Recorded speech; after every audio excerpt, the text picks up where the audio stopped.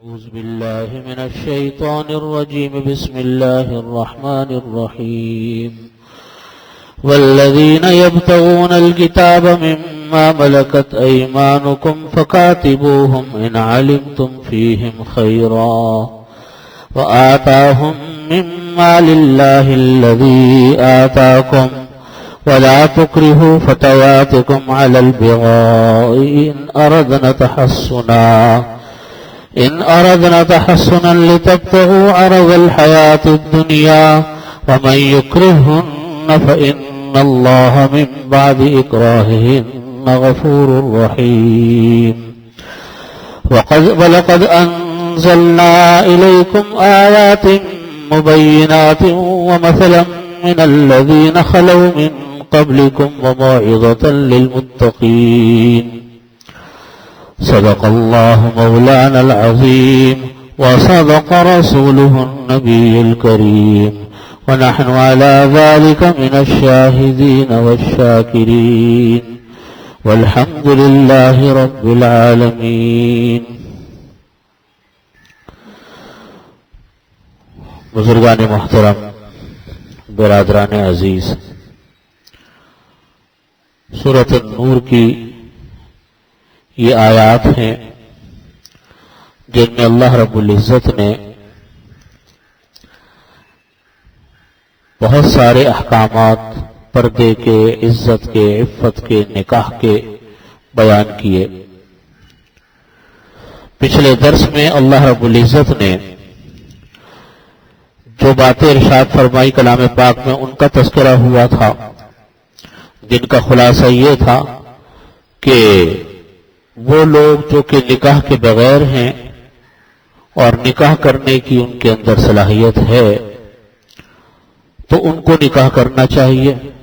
فقر و فاقے کی وجہ سے نکاح کو چھوڑنا نہیں چاہیے. اس کے اوپر بڑی تفصیل سے بات ہوئی تھی. اب یہاں اللہ رب العزت نے فرمایا کہ والذین یبتغون الکتاب مما ملکت ایمانکم فقاتبوہم ان علمتم فیہم خیرا.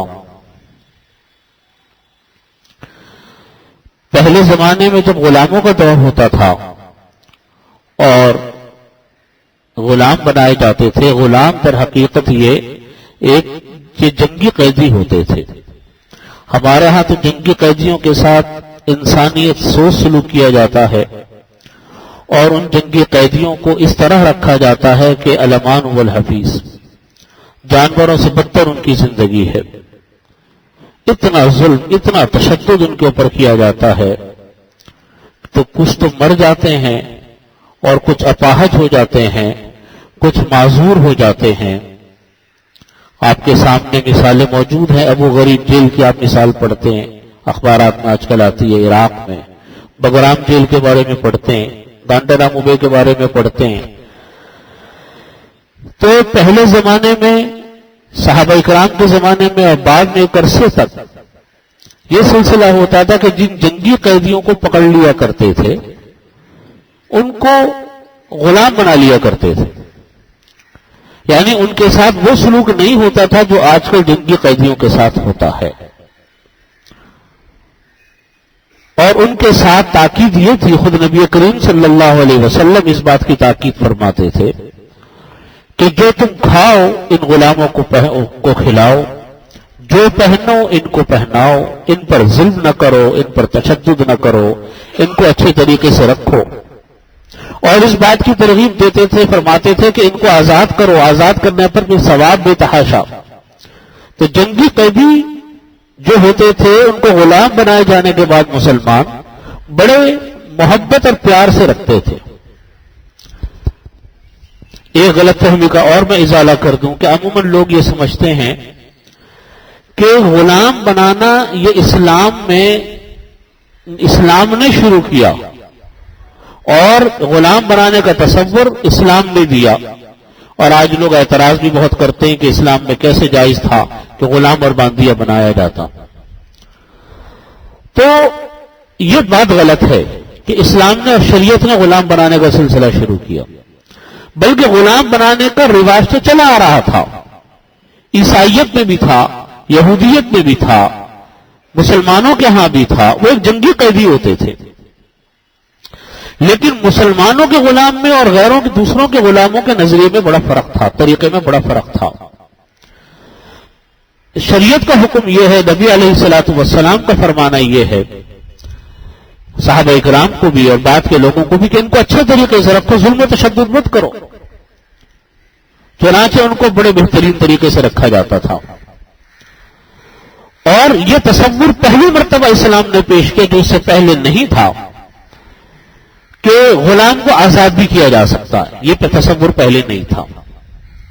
اسی کے اوپر یہ آیات آئی ہیں۔ انہی غلاموں میں سے ایک قسم ہوتی تھی مکاتب، اس کو کہا جاتا تھا۔ مکاتب کے معنی ہوتے ہیں کہ مالک یا مولا اس کا اپنے غلام کو یہ کہتا تھا کہ تم مجھ کو اتنے روپے لا کر دے دو تو میں تم کو آزاد کر دوں گا۔ اس کے بارے میں اللہ تعالیٰ فرماتے ہیں کہ تو اب آزادی تو بڑی تاکید فرمائی، آزاد کرنے کے بڑے فضائل بیان فرمائے۔ تو اس قسم کے بارے میں قرآن کریم کی یہ آیت آئی ہے کہ والذین یبتغون الکتاب مما ملکت ایمانکم، کہ وہ غلام یبتغون الکتاب جو مکاتب بننا چاہیں مما ملکت ایمانکم تمہارے غلاموں میں سے، فکاتبوہم ان کو تم مکاتب بنا لیا کرو، ان سے پیسے لے کر آزاد کر دیا کرو، ان علمتم فیہم خیرا اگر تم ان کے اندر کچھ خیر پاتے ہو۔ خیر سے مراد یہ ہے کہ جب ان میں بہتری کا اثار دیکھو۔ حضرت عبداللہ ابن عمر رضی اللہ عنہما نے اس آیت کی تشریح میں فرمایا کہ اس سے مراد یہ ہے کہ ان کے اندر کمانے کی صلاحیت ہو اور وہ کما کر پیسے لا دیں تو تم پیسے لے کر ان کو آزاد کر دو۔ اس لیے فرماتے اللہ تعالیٰ کہ تم ان کو آزاد کر دیا کرو۔ وَآتُوهُم مِّن مَّالِ اللَّهِ الَّذِي آتَاكُمْ، یہ اللہ رب العزت ایک ان مکاتب کے حق میں، ان غلاموں کے حق میں ایک بات ارشاد فرما رہے ہیں کہ تمہیں اگر ان مکاتب کے بارے میں یہ امید ہے کہ یہ پیسے کما کے لا دیں گے اور فائدہ ہو جائے گا اور یہ آزاد ہو جائیں گے، تو ان کے ساتھ تھوڑی سی رعایت کر دیا کرو۔ چنانچہ صحابہ کرام کا معمول یہ تھا کہ جب مکاتب پیسے لے کر آتے آزادی کے لیے تو 10% ان کو ویسے ہی دیتے تھے، کم لیتے تھے ان سے پیسے، تاکہ ان کے لیے آزاد ہونا وہ ان کے لیے آسان ہو جائے۔ اس لیے فرماتے ہیں کہ فرمایا کہ وآتوہم اور تم ان مکاتب کو دو من مال اللہ الذی آتاکم اللہ کے اس مال میں سے جو اللہ نے مال تم کو دیا ہے۔ اب دیکھیے اس آیت میں، آیت پر غور کریں تو بڑی باریک بات اللہ تعالیٰ نے ارشاد فرمائی۔ فرمایا کہ تم دو ان لوگوں کو جو غلام آزاد ہونا چاہتے ہیں پیسے لے کر، ان کو مال دو، اللہ کا مال جو اللہ نے مال تم کو دیا ہے۔ اب یہاں اس سے ایک اور بہت بڑا مسئلہ حل ہوتا ہے، اور وہ مسئلہ یہ ہے کہ اللہ تعالیٰ نے انسان کو مال دیا، کیا یہ مال انسان کی ملکیت ہے یا نہیں؟ آج فن نے معاشیات کا، اکنامکس کا یہ بہت بڑا ایک مسئلہ ہے۔ صدیوں سے اس مسئلے کے اوپر جنگ ہے کہ اللہ کا دیا ہوا مال انسان کی ملکیت میں ہے کہ نہیں ہے۔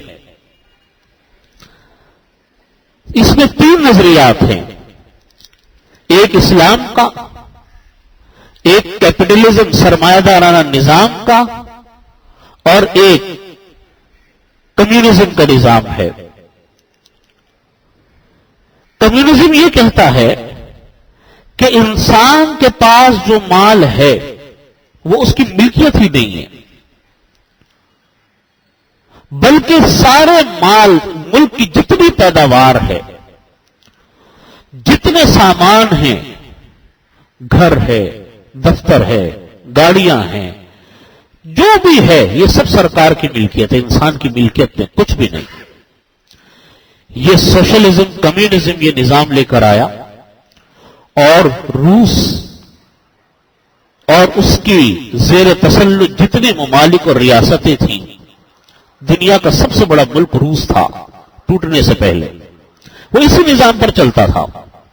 وہ کہتے ہیں ان کا نظریہ یہ تھا کہ انسان کی انفرادی ملکیت کچھ بھی نہیں ہے، کوئی چیز انسان کی انفرادی ملکیت نہیں. جو اس نے کپڑے پہن لیے وہ اس کے ہیں، جو اس نے کھا لیا وہ اس کا. اسی لیے ان کے ہاں یہ تصور نہیں تھا کہ آپ بازار سے جا کر اپنی مرضی کی کوئی چیز خرید لائیں اور بازار سے جا کر آپ اپنے پسند کے سوٹ خرید لائیں، بلکہ ایک راشن کارڈ ہوتا تھا، اس پر راشن ملتا تھا. ایک مخصوص قسم کے کپڑے وہ مملکت میں تقسیم ہوتے تھے، وہ کپڑے پہنتے تھے. اور سارا دن محنت کرو، جو کماؤ گے سرکار کا، تمہارا کچھ بھی نہیں، انسان کا کچھ بھی نہیں. اس نظریے کے اوپر یہ سوشلزم کمیونزم چلا. غیر فطری نظام، ظلم و جبر کے بغیر یہ نظام قائم نہیں ہو سکتا کہ کمائیں آپ سارا دن اور پیسے دے کر دوسرے کو آ جائیں اور آپ کو اتنا بھی نہ ملے کہ اپنی مرضی سے کھا سکے، اپنی مرضی سے پہن سکے. یہ بھی نہیں، بس جو ہے سرکار کی ملکیت. یہ نظام قائم ہوا روس کا اور اس کے ملحق جتنے کمیونزم ممالک تھے، جس کے اندر ہمارے اسلامی ریاستیں ہماری وہ بھی اس نظام کی زیر تسلط چلی گئی، انہوں نے قبضہ کر لیا. ازبکستان، تاجکستان، آذربائیجان وغیرہ. یہ مشرقی یورپ کے ممالک، پولینڈ ہے، یوگوسلاویا ہے، چیکوسلواکیا ہے اور یہ پرتگال، یہ سارے ممالک انہی کے زیر تسلط چلے گئے. جرمنی دو حصوں میں بٹ گیا، مشرقی جرمنی اور مغربی جرمنی. مشرقی جرمنی ان کے پاس چلا گیا. یہ اس پوری سلطنت میں یہی نظام تھا کہ کوئی چیز انسان کی انفرادی ملکیت نہیں، سب کچھ سرکار کی ملکیت ہے. اس نظام کے قائم کرنے کے لیے انہوں نے انتہائی ظلم، جبر، تشدد سے کام لیا. دوسرا نظام تھا اور ہے، وہ ہے سرمایہ دارانہ نظام، کیپٹلزم. اس سرمایہ دارانہ نظام کی خاصیت یہ تھی کہ انسان کو انہوں نے اتنا آزاد کر دیا کمانے کے لیے کہ کوئی اخلاقی قدریں باقی نہیں بچی. بس تم کماؤ، کماؤ، جس طرح دل چاہے کماؤ. پیسے میں کوئی پابندی نہیں، پیسے میں کوئی اخلاقیات نہیں. آپ کمانے میں بھی آزاد، خرچ کرنے میں بھی آزاد. جوا حلال ہے، کوئی پابندی نہیں. شراب حلال ہے، کوئی پابندی نہیں. ناجائز جتنے طریقے آمدنی ہے سب کماؤ، کمانے کے لیے انسان آزاد. وہ اتنے آزاد ہوئے کہ وہ بالکل ہی مادر پدر آزاد ہو گئے اس میں. اور اخلاقی تمام قدریں انہوں نے چھوڑ دی. اس لیے ان کے ہاں آپ دیکھیے یہ کیپٹلزم نظام کی خصوصیت ہے، ان کے ہاں ہر چیز کے لیے، ہر چیز پیسے کے لیے. باہمی ایثار، باہمی محبت، باہمی خیال کچھ نہیں، بس جو ہے پیسے کے لیے. ہر چیز کمرشل ہے. وہ اتنے آزاد ہو گئے. تیسرا نظام شریعت کا نظام. شریعت کا نظام ایک معتدل نظام.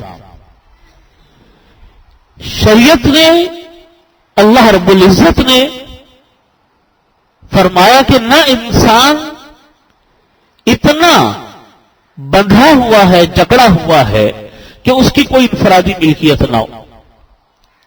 کوئی انسان اتنا جکڑا ہوا نہیں ہے. اور نہ کوئی انسان اتنا آزاد ہے کہ جس طرح دل چاہے کماؤ، جس طرح دل چاہے خرچ کرو. یہ بھی نہیں.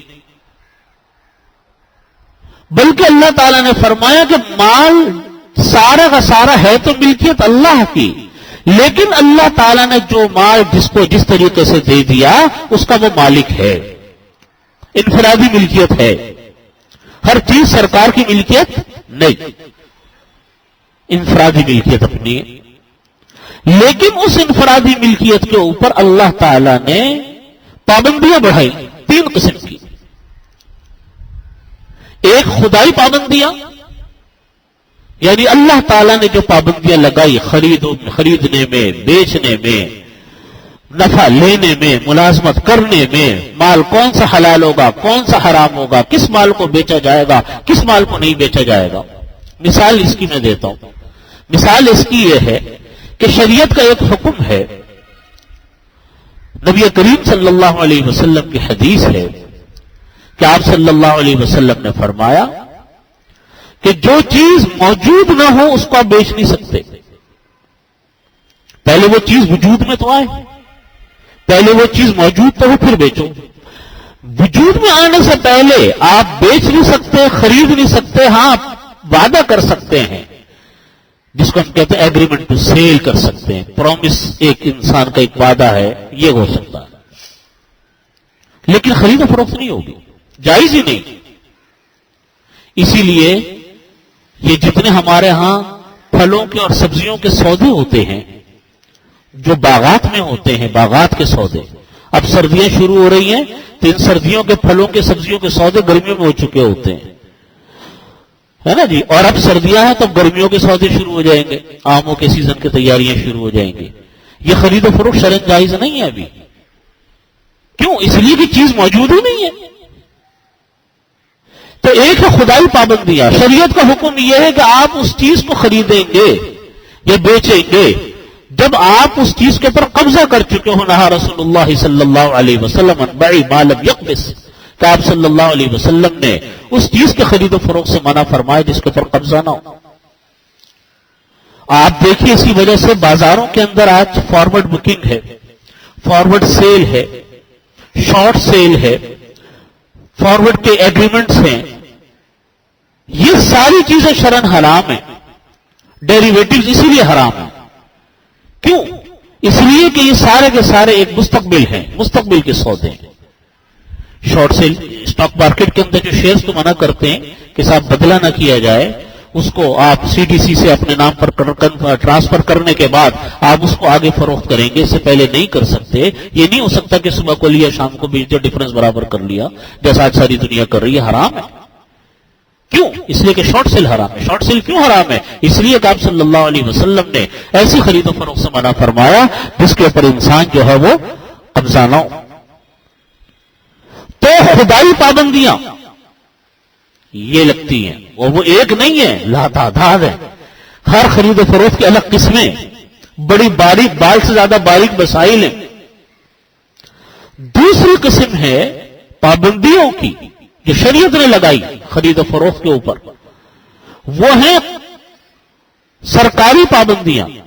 ہم لوگ تو کہتے ہیں کہ سرکار کا قانون توڑنے میں جو فخر لوگوں کو محسوس ہوتا ہے، شاید وہ کسی اور کام میں فخر محسوس نہ ہوتا ہو، لیکن اللہ تعالیٰ کا حکم یہ ہے کہ شریعت کے قائد کہ گورنمنٹ کے قوانین کی پابندی کرنی چاہیے جب تک کہ وہ قرآن اور سنت کے خلاف نہ ہو۔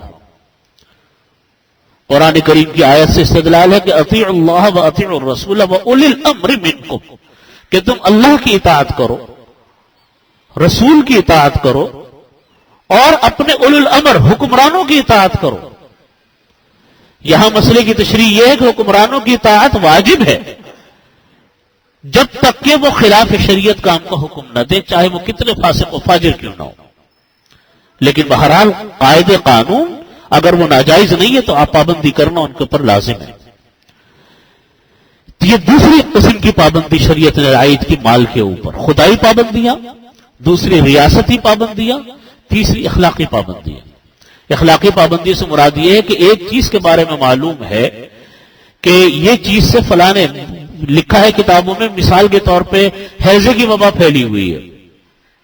اب جب ہیضے کی وبا پھیلی ہوتی ہے تو خربوزہ نقصان پہنچاتا ہے، اب خربوزے کو نہیں بیچنا چاہیے، کس سے نقصان ہوگا؟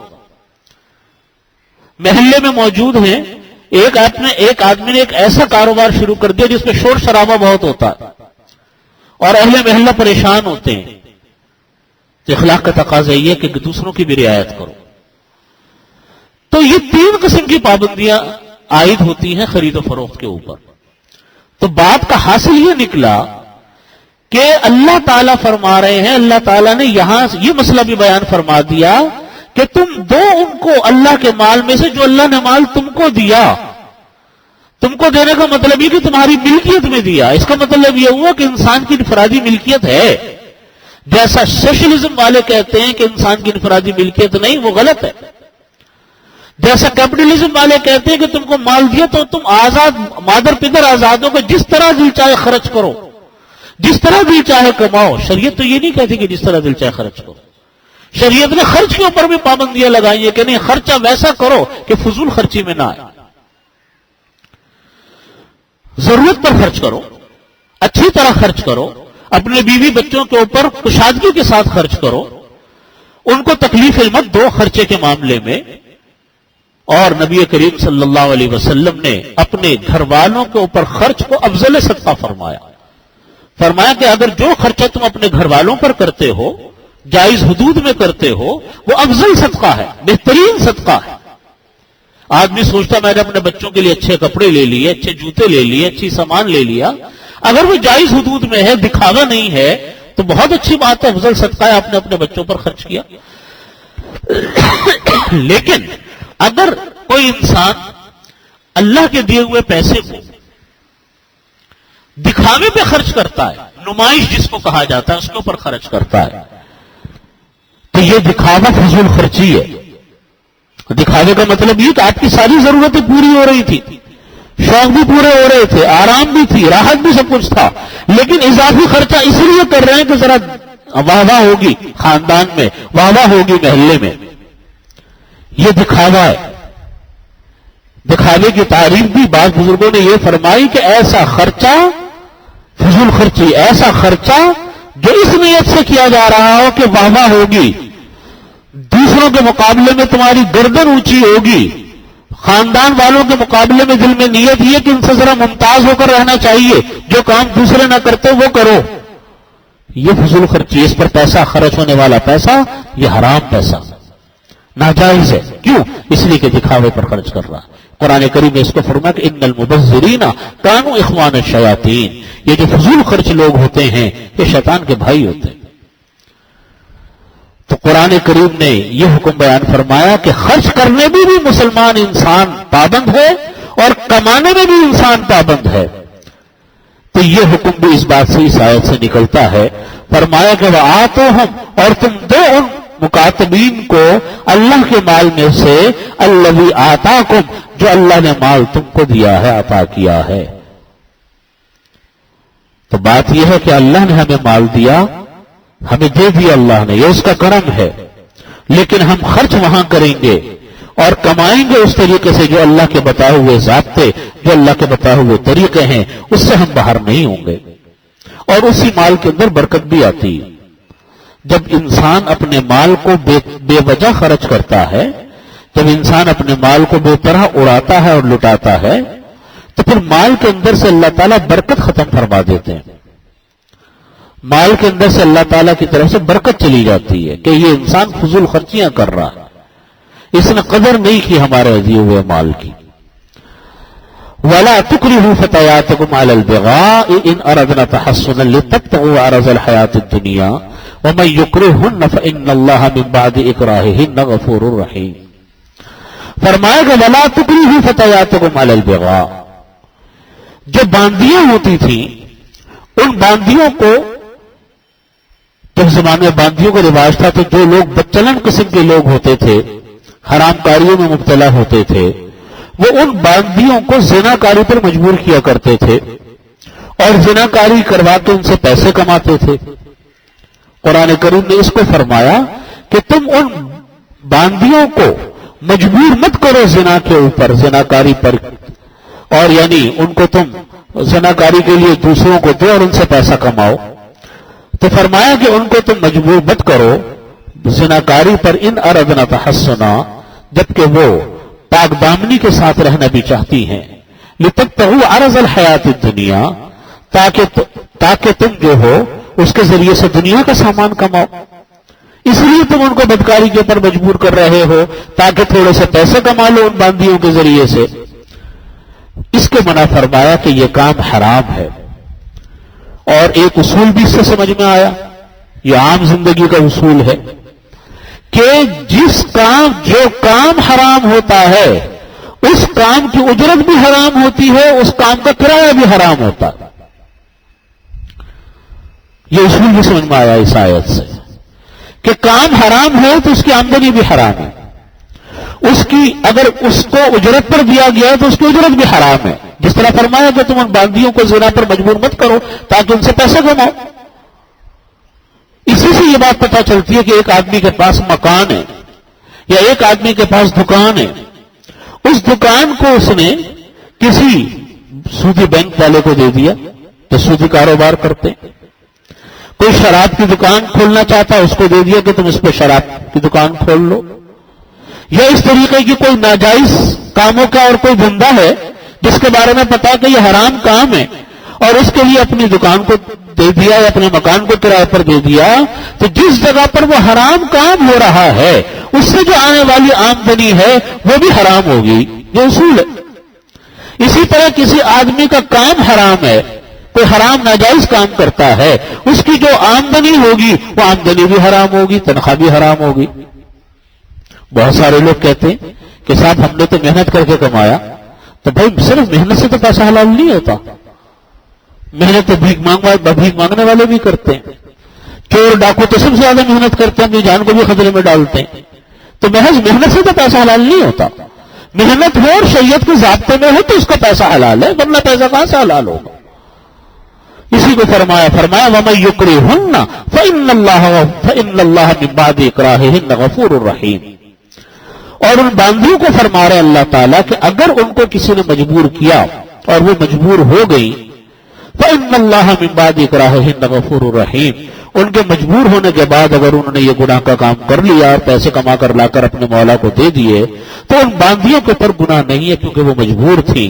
اللہ تعالیٰ ان کی مجبوری کے بعد ان کو مغفرت فرمانے والے، رحم کرنے والے ہیں، بشرطیہ کہ وہ اس کو دل سے برا سمجھتے ہیں، دل سے برا سمجھتے ہیں، کیونکہ بے حیائی کے کام ہے۔ اللہ تعالیٰ کو بے حیائی انتہائی ناپسندیدہ چیز ہے، اور یہ ایسی چیز ہے جس کے نحوستیں اور وبال انسان کی زندگیوں میں آتے ہیں۔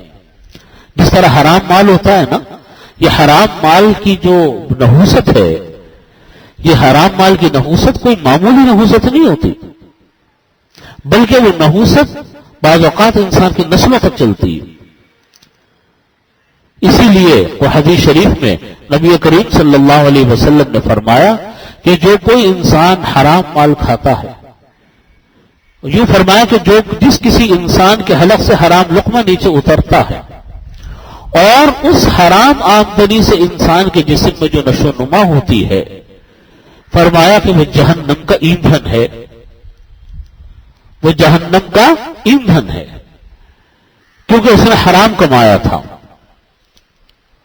اسی کو فرمایا نبی کریم صلی اللہ علیہ وسلم نے ایک اور جگہ کے اوپر کہ رشوت لینے والا رشوت دینے والا دونوں جہنمی ہیں، چاہے وہ تھوڑی کیوں نہ ہو، لیکن چونکہ حرام ہے اس لیے فرمایا کہ یہ گناہ ہے۔ اس کو فرمایا وَمَن يُكْرِهُنَّ، پھر کوئی اگر ان پر زبردستی کرتا ہے فَإِنَّ اللَّهَ مِن بَعْدِ إِكْرَاهِهِنَّ غَفُورٌ رَحِيمٌ، اللہ تعالیٰ ان کے مجبور ہو جانے کے بعد، بے بسی کے بعد مغفرت فرمانے والے، رحمت فرمانے والے ہیں۔ اللہ وَلَقَدْ أَنزَلْنَا إِلَيْكُمْ آيَاتٍ مُبَيِّنَاتٍ وَمَثَلًا مِّنَ الَّذِينَ خَلَوْا مِن قَبْلِكُمْ وَمَوْعِظَةً لِّلْمُتَّقِينَ۔ اسی سے یہ بات بھی پتہ چلتی ہے کہ بعض اوقات انسان کسی مصیبت میں مبتلا ہو جاتا ہے اور ایسی مصیبت سر پر آ پڑی کہ کوئی صورت اس سے بچنے کی نہیں ہے۔ اب اس کے پاس ایک ہی راستہ ہے کہ وہ اپنی جان رشوت دے کر چھڑائے، لیکن بشرط یہ کہ کسی مصیبت میں مبتلا ہو،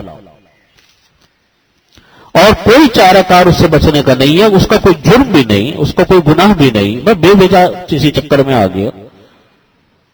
تو اسی لیے علماء فرماتے ہیں کہ ایسا انسان جو اپنی مضرت کو دفع کرنا چاہتا ہو، اپنے اوپر سے آنے والی آفت کو دفع کرے اس رشوت کے ذریعے سے، تو اس پر کو بھی اللہ مغفرت فرمانے والے ہیں، کیونکہ وہ بیچارہ بلا وجہ مصیبت میں مبتلا ہو گیا۔ دیکھو اس کا یہ مطلب نہیں ہے کہ رشوت دینا چاہیے، رشوت دینا تو حرام ہے۔ کوئی انسان اگر اپنے فائدے کے لیے رشوت دیتا ہے وہ حرام ہے، لیکن میں بات اس کی نہیں کر رہا ہوں، بات اس کی کر رہا ہوں کہ ایک انسان ایک مصیبت میں مبتلا ہو گیا، جیسا آج کل ہم واقعات پڑھتے ہیں، دارالفتاؤں میں فتوے آتے ہیں کہ کسی پولیس کیس میں اچانک نام آ گیا جبکہ وہ کسی جرم میں شریک نہیں تھا، اب اس پر قتل کا مقدمہ بن گیا۔ اب واحد صورت یہی ہے جو ان کو مجبور کیا جا رہا ہے کہ صاحب کچھ پیسے لے دے کے معاملہ ختم کریں، تو یہاں پر کہتے ہیں کہ چونکہ مصیبت میں مبتلا ہو گیا، آفت میں مبتلا ہو گیا، تو اپنی جان چھڑا لے، اللہ سے توبہ استغفار کرے، اللہ تعالیٰ مغفرت فرمانے والے۔ وَلَقَدْ أَنزَلْنَا إِلَيْكُمْ آيَاتٍ مُبَيِّنَاتٍ وَمَثَلًا مِّنَ الَّذِينَ خَلَوْا مِن قَبْلِكُمْ وَمَوْعِظَةً لِّلْمُتَّقِينَ، اور فرمایا کہ ہم نے آپ کے اوپر نازل کی واضح نشانیاں، وَلَقَدْ أَنزَلْنَا، اور ہم نے نازل کی آپ کی طرف واضح نشانیاں، وَمَثَلًا مِّنَ الَّذِينَ خَلَوْا مِن قَبْلِكُمْ، اور ہم نے مثالیں بیان کی، حال بیان کیا ان لوگوں کا جو تم سے پہلے گزر چکے ہیں، وَمَوْعِظَةً لِّلْمُتَّقِينَ، اور اس میں نصیحت ہے ڈرنے والوں کے لیے۔ مطلب کہنے کا یہ ہے مطلب کہنے کے فرمانے کا یہ ہے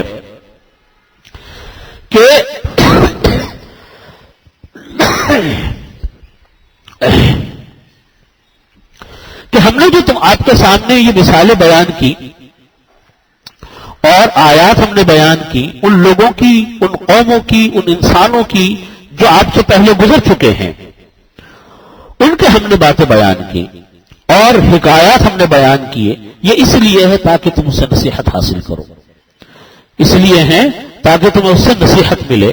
نصیحت ملنے کا مطلب یہ ہے کہ قرآن کریم میں جتنے واقعات ماضی کے آتے ہیں، قرآن کریم میں جتنی باتیں آتی ہیں، ان کا مقصد یا تو کوئی عبرت ہوتا ہے، عبرت دلوانا مقصود ہوتا ہے، یا ان کا مقصد ان واقعات سے کوئی حکم بیان کرنا بعض اوقات مقصود ہوتا ہے، اور بعض اوقات اللہ کی نعمتوں کا یا اللہ کے عذاب کا تذکرہ مقصود ہوتا ہے۔ اور بیان کرنا یہ ہوتا ہے کہ جو واقعات پچھلی امتوں میں پیش آئے، پچھلی قوموں میں پیش آئے، کہیں ایسا تو نہیں کہ ہم اسی طرف جا رہے ہوں اور وہ چیزیں ہماری طرف ہمارے سامنے وہ آ رہی ہوں۔ آپ دیکھیے یہ جتنی قرآن کریم کی آیا، آج بھی وہ علاقے محفوظ ہیں جن قوموں پر عذاب اترا ہے۔ قرآن کریم نے ان باتوں کو معمولی طریقے سے نہیں بیان کیا۔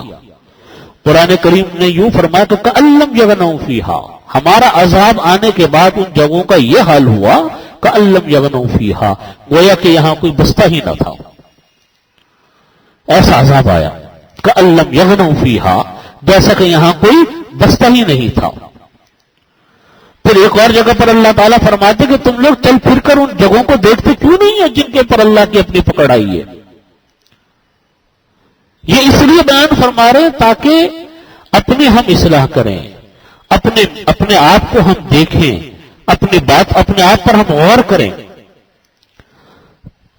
حضرت شعیب علیہ السلام کی قوم ہلاک ہوئی، کس بنیاد پر ہلاک ہوئی؟ اس بنیاد پر جو قرآن کریم میں آیت آتی، واقعہ شعیب میں آتا ہے، اور سورہ تطفیف کی آیت بھی یہی ہے کہ وَيْلٌ لِّلْمُطَفِّفِينَ الَّذِينَ إِذَا اكْتَالُوا عَلَى النَّاسِ يَسْتَوْفُونَ وَإِذَا كَالُوهُمْ أَوْ وَزَنُوهُمْ يُخْسِرُونَ، کہ تباہی ہو، بربادی ہو، ہلاکت ہو ان لوگوں کے اوپر المطففین، جو تطفیف کرنے والے ہیں۔ تطفیف کے معنی آتے ہیں کہ تطفیف کہتے ہیں کہ حقوق کے ادائیگی میں کوتاہی کرنا، اپنی ذمہ داریوں کو پورا کرنے میں کوتاہی کرنا، یہ تطفیف ہے۔ اور پھر آگے اس کی تشریح بھی آ رہی ہے، الذین اذا اکتالوا علی الناس یستوفون، کہ وہ لوگ ایسے تھے کہ جب وہ خود کسی چیز کو لیتے تھے تو پورا لیتے تھے، کوئی کمی نہیں کرتے تھے۔ وَإِذَا قَالُوهُمْ أَوْ وَزَنُوهُمْ يُخْسِرُونَ، اور جب وہ دوسروں کو ناپ تول کر دیتے تھے تو خود کمی کر دیا کرتے تھے۔ یعنی جب اپنا نمبر آیا لینے کا تو پورا لیا، اور جب دوسروں کو دینے کا نمبر آیا تو خوب ڈنڈی ماری۔ پھر آگے قرآن کریم میں اللہ تعالیٰ فرماتے الا یظن اولئک انہم مبعوثون، کیا ان کو اس بات کا اندازہ نہیں ہے کہ ان کو اللہ کے سامنے دوبارہ اٹھایا جانا ہے؟ لیوم عظیم یوم یقوم الناس رب العالمین، جس دن کے وہ انسان اللہ کی بارگاہ میں کھڑے ہوں گے۔ یعنی ان کو اس کا خیال نہیں آیا کہ اللہ کی بارگاہ میں بھی کھڑے ہونا ہے۔ اب دیکھیے یہ قوم شعیب کس لیے ہلاک ہوئی؟ اس لیے ہلاک ہوئی کہ وہ ناپ تول میں کمی کرتی تھی. ناپ تول میں کمی کا مطلب یہ نہیں ہے کہ صرف آپ نے دکاندار سے کوئی چیز لی تو اس نے ناپ تول میں کمی کر دی، یہ تو ہے ہی مطلب یہ ہے کہ ہمارے ذمے میں جو حقوق ہیں، چاہے حقوق اللہ ہو یا حقوق العباد، ہم ان کی ادائیگی میں جو کوتاہی کرتے ہیں یہ تخفیف ہے کہ جب اپنا نمبر آئے لینے کا تو ہم ایک پیسہ نہ چھوڑیں، اور جب دوسروں کو دینے کا نمبر آئے تو خوب اس کے اندر ڈنڈیاں ماریں. قوم شعیب کا یہ کام تھا کہ ہمیشہ ناپ تول میں کمی کرتے تھے، دوسروں کو حق پورا نہیں دیتے تھے.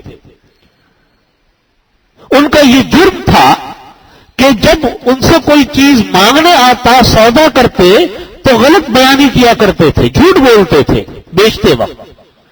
پوری چیزیں نہیں بیچ رہے پوری دے رہے تو کوالٹی میں کمی کر دی، کمی نہیں کی تو ملاوٹ کر دی، جو آج ہمارے ہاں کا کام ہے. اس پر قوم شعیب ہلاک ہوئی ہے. اور اللہ تعالیٰ نے پورا واقعہ عرض کیا، بیان فرمایا. اللہ رب العزت نے فرمایا کہ اس قوم کے اوپر اللہ نے پھر عذاب اس طریقے سے نازل فرمایا کہ پورے ملک میں، پورے اس علاقے میں شدید گرمی پڑی. وادی شعیب اردن میں ہے آج. پوری گرمی، اتنی گرمی پڑی کہ جھلسا دینے والی گرمی پڑی کئی دن. تو 3 دن کے بعد جب وہ گرمی پڑ رہی تھی تو ایک بادل کا ٹکڑا آتا ہوا نظر آیا لوگوں کو. لوگ سمجھے کہ ٹھنڈی ہوائیں ہوں گی، سایہ ہوگا. پوری قوم شعیب اس بادل کے ٹکڑے کے نیچے جا کے جمع ہو گئی. تو اللہ رب العزت نے اس قوم کے اوپر پھر آگ کی بارش برسائی، جس سے وہ پوری قوم تہس نہس ہو کر رہ گئی.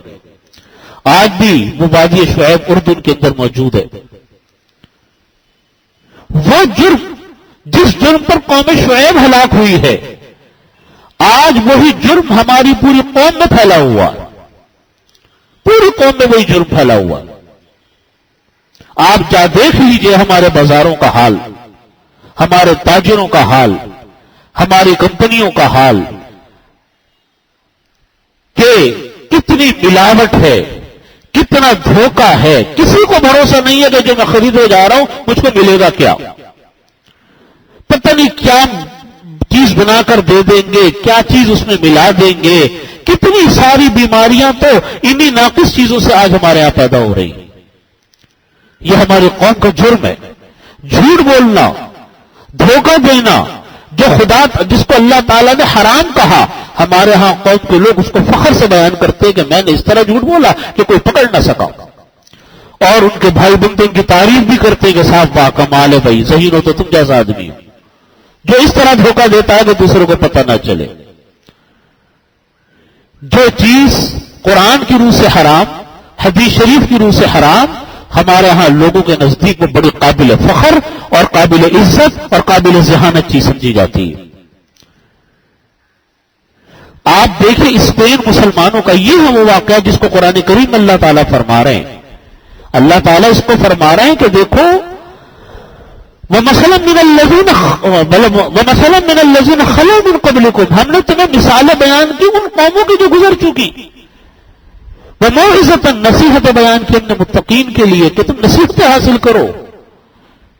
جس جرم پر قومیں تباہ ہو رہی ہیں وہ پورے جرائم آج ہماری قوم کے اندر موجود ہیں. اسپین ہے مسلمانوں کا، آپ دیکھیے 800 سال مسلمانوں کی حکمرانی تھی. 800 سال، 1 سال 2 سال 3 سال نہیں. اور ایسی حکمرانی مسلمانوں کی اسپین پر تھی کہ یورپ کے شہزادے پڑھنے کے لیے اسپین جاتے تھے جیسے آج ہمارے شہزادے پڑھنے کے لیے یورپ جاتے. کسی کو اعلیٰ تعلیم حاصل کرنی ہوتی تھی اسپین جاتا تھا. قرآن قرطبہ، غرناطہ، مالقا، اشبیلیہ، کتنے ان کے شہر ہیں. قرآن کریم کے مشہور مصنف مفسر علامہ قرطبی، جن کے حوالے ہر تفسیر کی کتاب میں آپ کو ملیں گے. علامہ قرطبی یہ کہاں کے تھے؟ قرطبہ کے تھے. اور اتنی بڑی مسقف مسجد چھت والی. اب مدینہ طیبہ میں حرم نبی جو تعمیر ہوا، جب سے تعمیر جدید ہوئی ہے تب یہ دنیا کی سب سے بڑی مسقف مسجد ہے.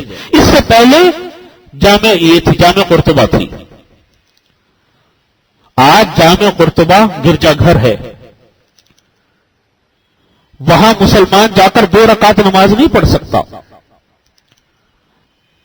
میرا اسپین جانا ہوا تو میں نے پہلے سے نیت کر رکھی تھی کہ میں وہاں جا کر 2 رکعت ضرور نماز پڑھوں گا، چاہے کچھ بھی ہو جائے۔ پتہ نہیں کتنے کتنے اولیاء کرام نے، صحابہ کرام نے وہاں نمازیں پڑھی ہوں گی۔ پہلے سے وضو کر کے جگہ سے ہم پہنچے، وضو کر کے بالکل گیا کہ کہیں 2 رکعت کسی پلر کے پیچھے کسی کونے میں قدرے میں پڑھ لیں گے۔ آپ یقین مانیں، چونکہ حلیے ہم لوگوں کے ایسے ہوتے ہیں کہ وہ اندازہ لگا لیتے کہ مسلمان ہیں۔ جب ہم نے اندر قدم رکھا تو ہمارے چاروں طرف سے سیکورٹی گارڈوں نے گھیر لیا۔ بہت ہم نے منت کی، بہت ان سے کہا کہ بھائی ہمیں صرف 2 رکعت پڑھنی ہے، مجھے کوئی بم پھاڑنے نہیں آئے، صرف 2 رکعت پڑھنے دو۔ انہوں نے ہمیں 2 رکعت پڑھنی نہیں دی۔ اس سے پہلے کچھ عرصے پہلے تک انہوں نے محراب کے سامنے مصلے بچھائے ہوئے تھے، وہاں کوئی اگر کہتا تھا تو ان کو 2 رکعت پڑھنے دے دیا کرتے تھے، لیکن اب برسا برسے وہ بھی ختم کر دیا۔ اب پوری جامع قرطبہ جہاں قال اللہ قال رسول کی آوازیں گونجا کرتی تھیں، آج اس مسجد کے اوپر، اس مسجد میں جہاں بڑے بڑے محدثین، بڑے بڑے مفسرین، بڑے بڑے علماء اور فقہاء کا مرکز ہوتا تھا، ہزاروں انسانوں کے درس کے حلقے لگتے تھے، آج مسلمان وہاں 2 رکعت نماز نہیں پڑھ سکتا۔ روتے ہوئے انسان وہاں سے واپس آتا ہے کہ ہم نے اپنی مسجد میں قدم رکھا، مسجد تو ہے نا، وہ اس کو مسجد ہونے سے تو کوئی ختم نہیں کر سکتا۔ روتے ہوئے آتا ہے انسان کہ یہ ہم اپنی مسجد میں قدم رکھا، لیکن ہمیں 2 رکعت نماز نہیں پڑھنی کسی نے دی۔ آپ اندازہ کیجیے، آپ وہاں جا کر رونا کس بات پر آتا ہے؟ وہاں جا کر رونا ایک تو اس بات پر تو آتا ہی ہے کہ یہاں ہم آئے اور 2 رکعت بھی نہ پڑھ سکے، رونا اس بات پر آتا ہے کہ یہ ہماری مسجد، یہ ہمارے مسلمانوں کا ملک، یہ ہمارے اتنی بڑی تاریخ کا عظیم باب، مسلمانوں کی تاریخ کا عظیم باب اتنی بڑی تباہی کا شکار ہوا کہ جب یہ ملک عیسائیوں کے ہاتھوں میں گیا تو عیسائیوں نے یہ قانون بنا دیا کہ یا تو تم مرتد ہو جاؤ، کافر بن جاؤ، عیسائی بن جاؤ، یا پھر تمہارے لیے سزائے موت۔ چنانچہ کوئی سزائے موت کے پھانسیوں کے پھندے پر چڑھ گیا اور کوئی مرتد ہو گیا۔ مسلمان نہیں بچا اس خطے کے اندر، مسلمان نہیں زندہ بچا۔ یہ ملک کیوں آج ایسا ہوا؟ اس ملک کی خرابیاں کیا تھیں؟ اس ملک کی خرابیاں وہ تھی جو آج ہمارے ملک کے اندر پوری آب و تاب کے ساتھ چمک رہی ہیں۔ بالکل وہی کہانی جو اسپین میں تھی، جو مسلمانوں کے اقتدار کے آخری لمحات میں تھی، وہ کہانی آج بیائی نہیں جو بھی تو آج ہمارے ملکوں کے اندر موجود ہے۔